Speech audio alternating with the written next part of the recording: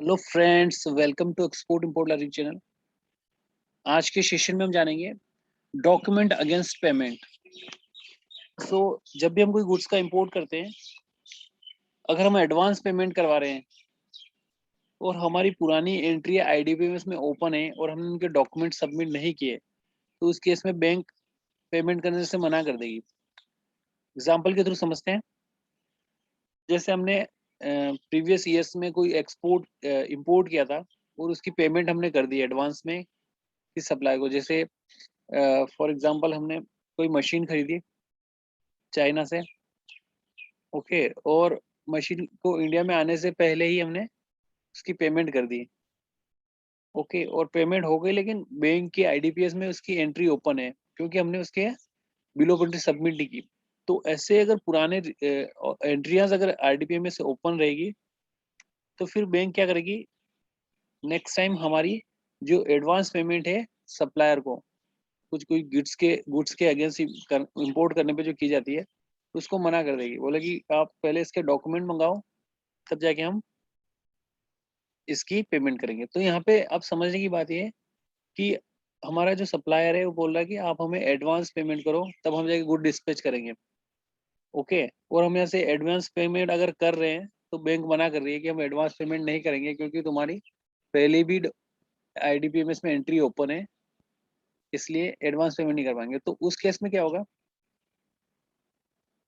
हम अपने सप्लायर को इन्फॉर्म करेंगे कि हमारी बैंक अलाउ नहीं कर रही है एडवांस पेमेंट के लिए, आप गुड्स को डिस्पैच करो, ओके, और हमें डॉक्यूमेंट भेजो, तब जाके हम ये करेंगे, तब जाके हम आपकी पेमेंट करेंगे। तो यहाँ पे एक सिंपल सा प्रोसीजर हम बना सकते हैं अपना, कि हम अपनी बैंक हमने सप्लायर को बताएंगे कि जो पेमेंट टर्म्स है वो रखिए आप 30 days आफ्टर डिस्पैच, ओके। कि हम आपकी जो पेमेंट हम एडवांस को नहीं लेके हम क्या कर रहे हैं, आप 30 days payment term is 30 days after BL date, okay. तो यहाँ पे क्या होगा कि जैसे ही गुड्स डिस्पैच हो जाएंगे,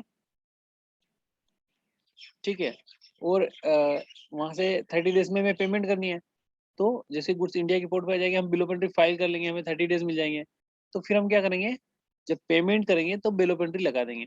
यहाँ पे मेन कॉन्सेप्ट ये है कि जो इम्पोर्ट की जो भी हम पेमेंट करते हैं उसकी एंट्री को ओपन करने के लिए हमें डॉक्यूमेंट सबमिट करने होते हैं, ठीक है। जो इंडियन गवर्नमेंट इंटरनेशनल ट्रांजेक्शन को मेंटेन करती है बैलेंस ऑफ पेमेंट के टर्म में, तो वहां पे क्या होता है, जितना भी हम इंपोर्ट कर रहे हैं, ठीक है, जो भी पेमेंट हम कर रहे हैं, ठीक है, तो उस पेमेंट के अगेंस्ट हमें प्रूफ ऑफ इंपोर्ट सबमिट करना होता है। इन द सेम वे, जब भी हम कोई गुड्स का एक्सपोर्ट कर रहे हैं, हमें उसकी पेमेंट का proof of export document submit करना होता है। अगर हम ऐसा नहीं करते तो आईडीपीएमएस और इंपोर्ट के केस में आईडीपीएमएस और एक्सपोर्ट के केस में ईडीपीएमएस में एंट्री ओपन रहती है, जिसके कारण हमें बैंक से नोटिफिकेशन आते रहते हैं कि डॉक्यूमेंट सबमिट करो, ठीक है। तो इसके लिए सीधा सा तरीका है कि आप अ, अपने डॉक्यूमेंट टाइम पे सबमिट करो, सो दैट की ऐसी प्रॉब्लम ना आए, ठीक है। तो यहाँ पे जो केस था कि हमारी पुरानी एंट्री ओपन थी, इसलिए बैंक ने मना कर दिया कि हम आपकी एडवांस पेमेंट नहीं करेंगे क्योंकि आप डॉक्यूमेंट टाइम पे जमा नहीं करते हो। तो इस केस में हमने क्या किया, अपने सप्लायर को इन्फॉर्म किया कि आप एडवांस पेमेंट टर्म्स को हटा के पेमेंट टर्म्स रख लीजिए 30 days after bill of lading date, ठीक है। तो तब तक क्या होगा, 30 days में शिपमेंट इंडिया में आ जाएगी और हमारे पास बिल ऑफ एंट्री जनरेट हो जाएगी, बीएल मिल जाएगा, हमें इनवॉइस मिल जाएगा। तो हम ये document set, commercial invoice, BL और बिल ऑफ एंट्री बैंक में लगा देंगे और बैंक पेमेंट करने के लिए तैयार हो जाएगी। सो गाइज, आज के सेशन में हमने ये जाना कि हमारी जब बैंक में पुरानी एंट्रीज ओपन होती है तो बैंक एडवांस पेमेंट के लिए मना करती है, तो उसका सॉल्यूशन क्या है। तो उसका सॉल्यूशन है कि आप एडवांस पेमेंट की जगह उसको पेमेंट टाइम कर दीजिए 30 days from the BL date. So guys, आज के सेशन में इतना ही। Thank you for watching the session. Have a nice day.